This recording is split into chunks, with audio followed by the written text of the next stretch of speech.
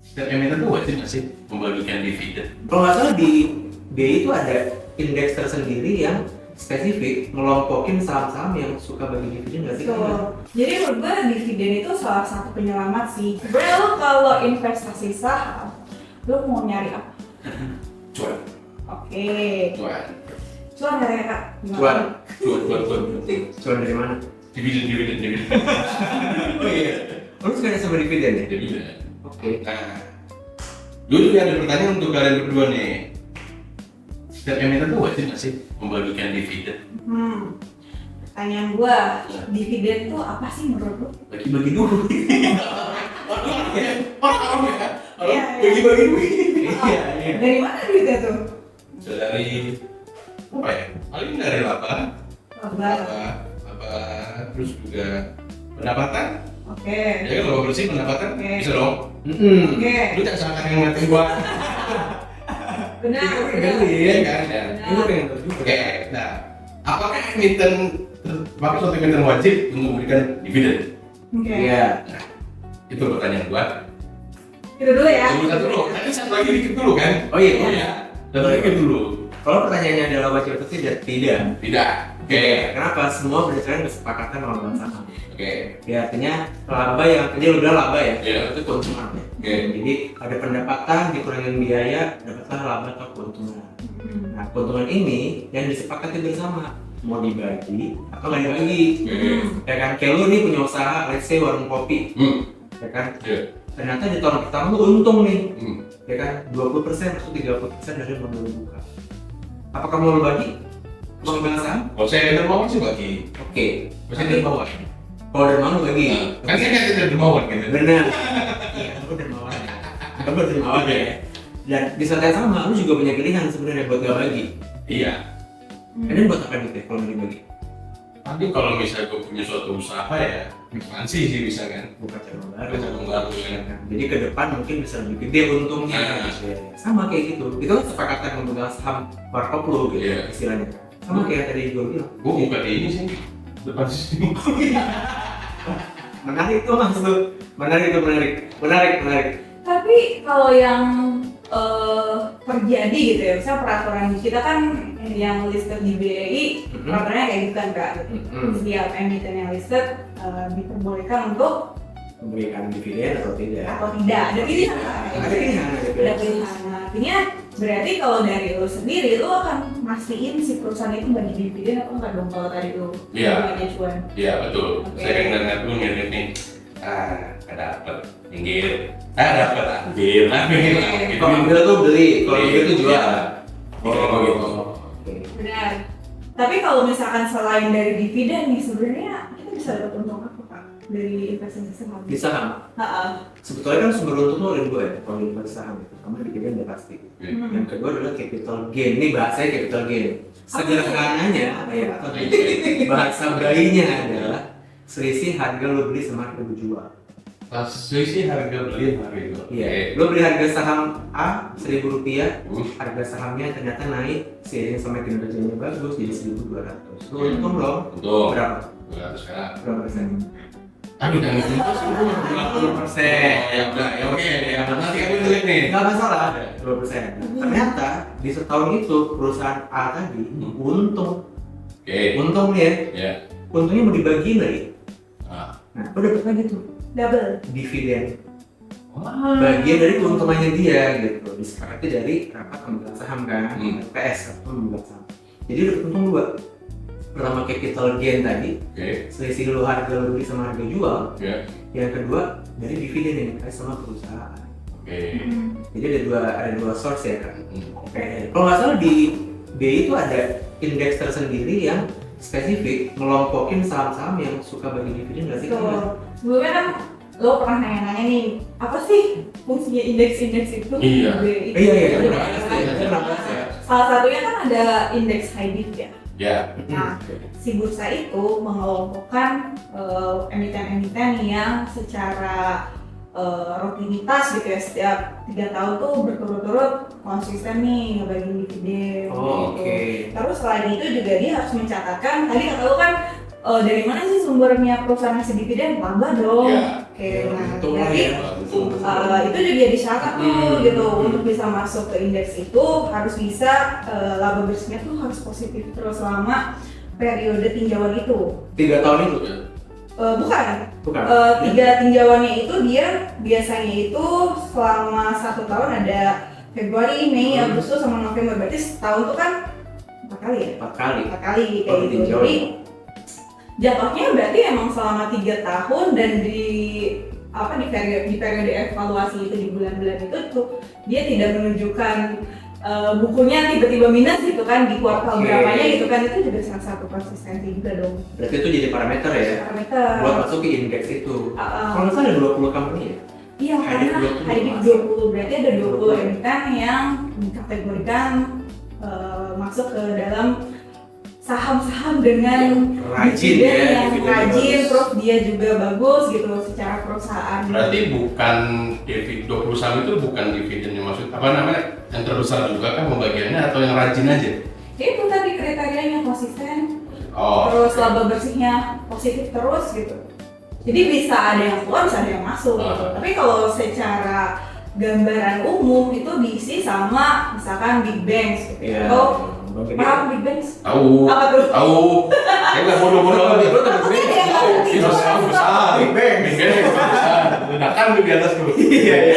Big Bang tahu. Itu Big Bang. Iya, itu salah ya.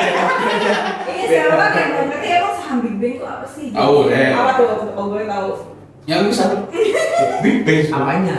Banknya. Bank besar. Banknya. Iya, betul. Apa yang kayak besar? Ada 4 kan? Ada 4. Yang paling gede aja deh, kasih Mas. BCA. Oh.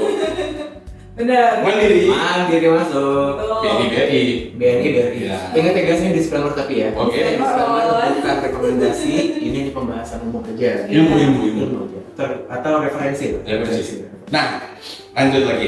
Jadi gini, kalau suatu emiten membagi, oke nih mereka udah membagi dividen, gitu. Tapi entah itu labanya turun atau rugi, itu gimana menurut pandangan kalian? Menarik tuh, menarik. Karena kan biasanya kan kalau di laki beberapa perusahaan kan pasti ngambil dari dividen dari laba bersih berapa persen gitu loh. Iya. Nah, atau dari pendapatan lah ya. Koreksi kalau salah ya. Iya, iya. Koreksi kalau salah. Nah, kalau misalnya entah labanya turun atau enggak rugi gitu, itu gimana menurut pandangan kalian? Oke. Kalau gue agak lagi mencari nih. Lab Q tuh. Kan? Oh, Lab Q. Lab Q. Berarti dia Lab Q gitu. Kalau kayak Lab Q, oke. Oh, beda. Laporan keuangan. Yang dari Q lah. Oke. Kalau menurut pandangan gue ya kayaknya ya. Kalau labanya turun dan itu sebagai dividen, sudah hampir pasti makin kecil dividennya. Iya. Ya. Dibanding sebelumnya ya. Oke. Gitu ya. Tapi ada juga loh, jangan salah, ada juga perusahaan yang tidak untung tapi dia bagi dividen. Gimana sih kak? Masih kak? Lu pernah nggak sih kak? Itu gimana kak? Kalau itu dia udah nggak untung, Iya. dia lagi dividen. Prakteknya itu apa dong kayak gimana? Iya, jadi kalau misalkan ketika perusahaan laba, pos-posnya kan pasti sebuah perusahaan itu dia ada yang namanya misalkan saldo uang kas lah misalnya, kayak itu udah kasar. Oke. Misalnya saldo yang nggak dipakai buat apa-apa kayak gitu, dan itu misalnya bersumber dari laporan keuangan tahun-tahun sebelumnya, misalkan atau Akumulasi ya? akumulasi atau tahun sebelumnya yang Oke. ternyata dia positif gitu kan, baru di tahun itu udah masalah negatif dan dia ada persediaan kas itu lah kayak gitu. Jadi keputusan dari rapat itu bisa tuh menentukan setar pemegang saham itu buat membagikan. Tetap dibagiin karena dia sudah punya akumulasi dari yang tahun-tahun kemarin. Tuh. Meskipun yang ininya dia belum untung nih. Betul. Oh bisa juga gitu ya? Ya, tapi kalau secara peraturan perusahaan terbuka gitu di undang-undang ya, kalau si perusahaan itu belum pernah untung sama sekali, Sudah aku. ada loh, masa nggak tahu sih? Belum pernah untung sama sekali. Sama sekali, jadi semenjak dia Listing. IPO gitu ya, listing gitu, dia belum pernah mencetak laba gitu kan. Jadi Bisa juga. itu bingung ya mau dari mana Bingung, sebenarnya, kan? jadi makanya dia tidak boleh membagikan dividen. Gitu Makanya ya? kalau lo bertanya-tanya, kalau gue naruh di saham yang belum untung, gue bisa dapat dividen nggak ya? Sudah pasti. Iya. Tidak. Tidak. Kalau lu seberapa penting Dividen. dividen? Artinya kalau ada 4 company yang lu lihat ternyata kan beda-beda nih ya.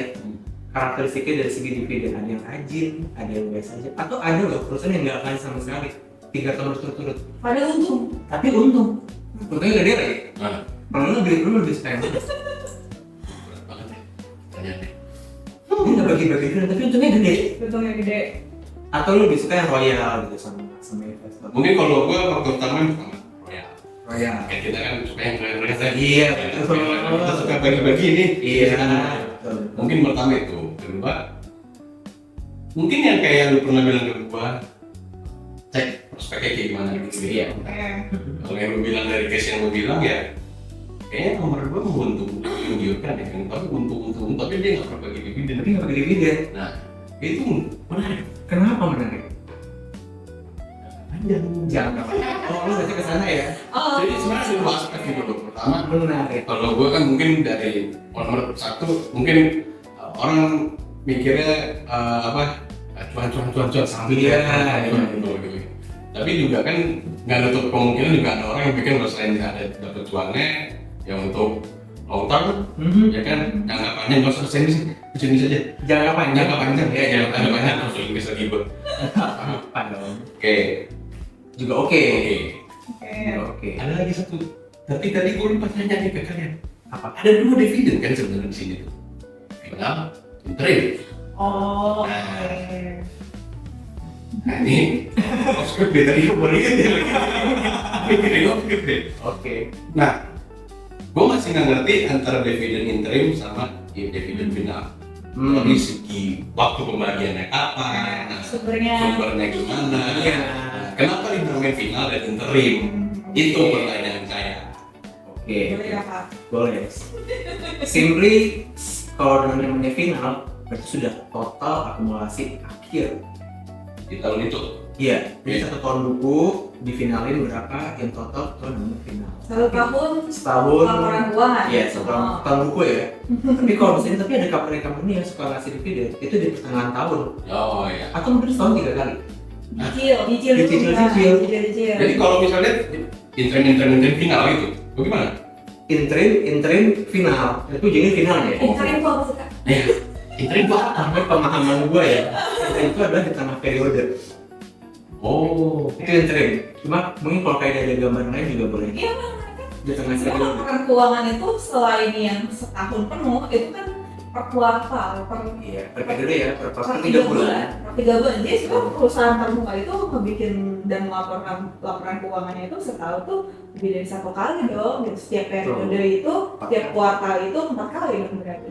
Tahun 4 kali kan. Itu 4 kali. So dia boleh berbagi dividen dari periode berapa pun sebenarnya mereka harus tahun. Bisa juga. Bisa juga. Berarti bisa lebih 4 kali itu. Bisa juga. Hanya kalau orang-orang tuh yang pilih saham itu mikirin dividennya. Karena bagi dia itu passive income. Jadwalnya bahkan nentuin. Jadwalnya bahkan. Iya, Kalau jadi kan tiap kemarin bulan dia bisa dapat terus gitu. Bener. Beda-beda sahamnya. beda-beda company, beda ritme interval pembayaran dividennya kan itu kan ngaruh tuh buat income-nya dia loh. Iya, ya benar sih. Kayak kemarin gue sempet ngeliat di Meet News punya Instagram ya, ada konten bagus banget buat dapat sejumlah dividen sebagai passive income lu tuh perlu modal berapa. Itu keren banget sih, itu keren banget. Hitungannya gitu ya. Iya, jadi lu tahu kalau gue nabung sekian, Di umur berapa? umur berapa, gue Lu invest berapa? berapa, gue perlu berapa untuk return segini. Iya. Dari dividen ya, Hmm. itu dari dividen gitu, keren loh. Dengan asumsi rata-rata setahun tuh berapa sih kan keuntungan dari saham? Apa itu average-nya? Rata-rata ya keuntungan dari saham tuh udah berapa persen sih kita? Kalau gue lihat ya, kita mau angka bagus dulu nih ya. Angka bagus. Angka bagus dulu ya. Angka bagus tuh Optimis. Optimis, angka optimis ya. Optimis. Optimis ya. Yang jelas jauh lebih tinggi daripada bunga bank. Berapa? Bunga bank 39% nggak masalah ya. Di saham itu dividennya bisa range 12% lah. 10-12%. Wah, 12% setahun. Setahun. Kan cukup jauh kan? Iya. Gitu ya. Nah, itu bisa kita kalkulasi sebenarnya kita itu. Jadi kalau gue mau dapat passive income nih sekian, gue perlu investasi berapa nih di saham tersebut. Tapi balik lagi ya tergantung sahamnya juga dong. Jangan asal beli. Jangan asal beli, Iya. jangan asal beli. Kan semua tuh ada pencatatannya. Iya. Rekornya kan. Lu bisa lihat seberapa sering dan rajin dia melihat dividennya. Paling gampang kayak dia bilang, heading 20 lu lihat aja. Iya. Itu paling gampang. Sekali lagi bukan rekomendasi ya. Bukan. Terus kan rekomendasi Ilmu. ini ilmu. Kawan-kawan semua ilmu. Karena karena balik lagi ya selera orang tuh beda-beda ya. Lo preferensinya kayak nyari yang dividennya royal, dividennya gede, atau gue ini capital gain aja deh, atau tadi harga saham deh, keuntungan dari harga saham gue dan selisihnya kayak gitu. Semua tuh kembali ke fokusnya masing-masing. Betul. Do your own research, Mas. Oh yes. As always, Mas. As always. Tapi itu menarik Mas tadi yang kalau misalkan si perusahaannya itu sebenarnya bisa bagi dividen ya. Terus misalkan untungnya banyak lah ya gitu di tahun itu berapa triliun gitu di tahun buku itu. Tapi dia cuma ngebagi misalkan 30% dari labanya misalkan. Atau ada yang 50%, ada yang setengah-setengah gitu. Atau ada yang 70% gitu bahkan kan. Nah itu kan beda-beda tuh perusahaan. Nah itu, iya itu. Lo butuh gambaran kenapa kayak gitu ya? Kenapa beda-beda gitu? Iya. Sebetulnya yang bikin beda adalah rencana perusahaan tersebut. Jadi atas keuntungan ini mau ngapain uang, gitu kan? Kalau memang ternyata dia masih butuh uang itu untuk ngembangin bisnisnya, besar kemungkinan tuh Kak dia nggak akan bagi semuanya. Oke deh, sekarang lo gue bagi ya, tapi setengah kita keep dulu ya teman-teman ya buat ngembangin bisnis kita nih, buka cabang kayak beli alat kayak buka pabrik kayak gitu, buat ekspansi. Ya seperti ini berarti dia dialihin, paling beberapa persen untuk dividen, beberapa persen lagi untuk kas sendiri sama investasi gitu kali ya. Kayak lu deh misalnya buka usaha kopi. Nah misalnya Kopi yang tadi ya? Gini. Ya warkop ya, kayak lu sendiri nih misalnya sendiri, nggak patungan sama teman-teman gitu, lu sendiri doang gitu, lu yang bakal menerima keuntungannya langsung misalnya. Terus dalam 1 tahun itu misalnya lu profit lah ya gitu, modalnya balik dan lu ada keuntungan lebih. Nah lu ada pilihan dong di saat itu, apakah keuntungan itu mau lu makan habis atau mau lu putar lagi kayak ekspansi tadi, lu mau nambah apa kayak toko gitu atau apa kayak gitu, lu mau bikin apa gitu, fitur aplikasi gitu kan, kayak gimana gitu, itu kan modal ya. Kembali ke sana ya berarti ya. Oke. Ibu saya sudah mau nambah.